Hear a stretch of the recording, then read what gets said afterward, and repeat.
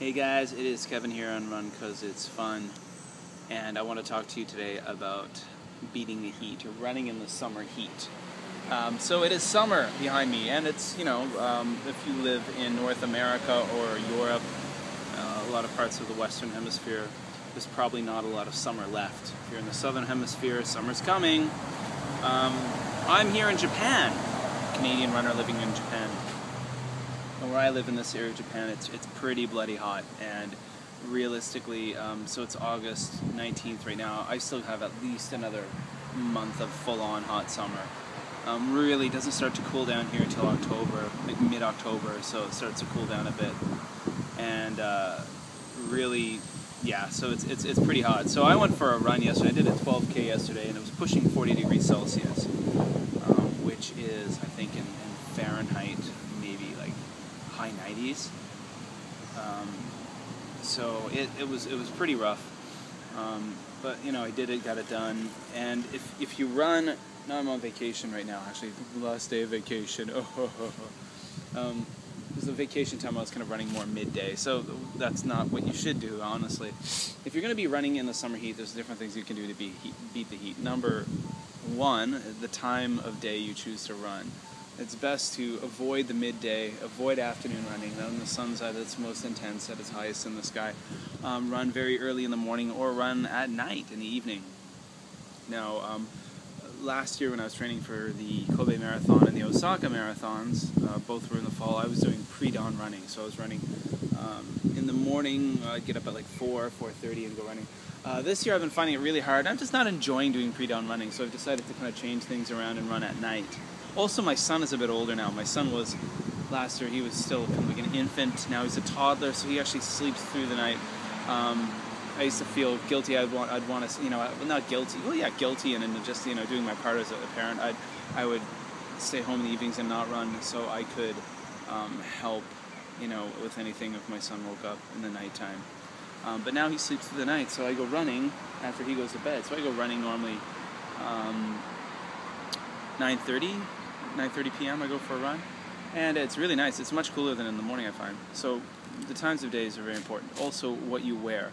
I know it's hot, so you think I should wear less, but wearing more often can be better. So wear a light color. Light colors are always good. Something that will reflect the sunlight, not absorb it. Dark colors absorb sunlight. If you wear a black shirt, it's going to be hotter than wearing a white shirt.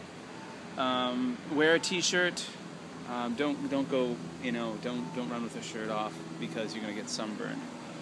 And even if you get water, if you cover yourself up if you go and cover yourself up in sunscreen, even if it's waterproof sunscreen, if you're sweating like crazy because it's really hot, even waterproof sunscreen I find often doesn't work so well. Wear a hat, okay? I know, like, you're thinking, yeah, a hat's going to keep me warm.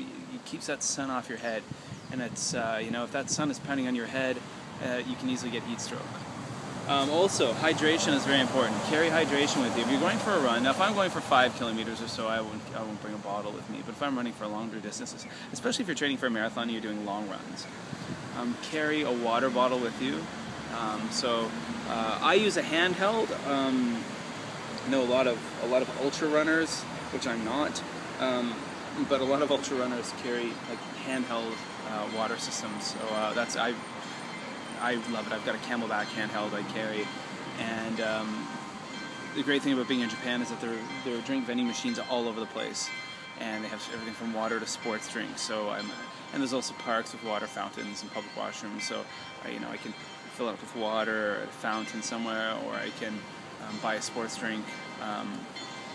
So I always carry, I've got this little kind of runner fanny pack. I carry my iPhone in, and my ID and some money, because I do live in a foreign country, so I want to have all that stuff with me when I'm running. And I can put some coins in there if I need to buy some drinks. So a handheld system is a great thing. You can also get these belts that go around your waist, obviously, that you put a bottle in that. You can get the waist belts that carry 4 to 6 small little hydration bottles.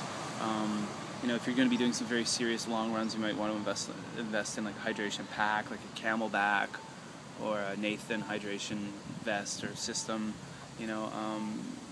So that's basically, it's got like a bladder, a water bladder in the backpack, and then a hose so you can drink if you want your hands free. So there's a lot of things, but you gotta hydrate, guys. If you the summer heat, if you're running without hydrating, you're stupid. You're just an idiot. Short distance, maybe okay if you're going to be going back home. If you're just like leaving your house, running 5K and coming right back to your house, sure. But when you get up in the longer distances, I mean, you know, it's just common sense. Yeah, so those are some things you can do to run safer in the summertime.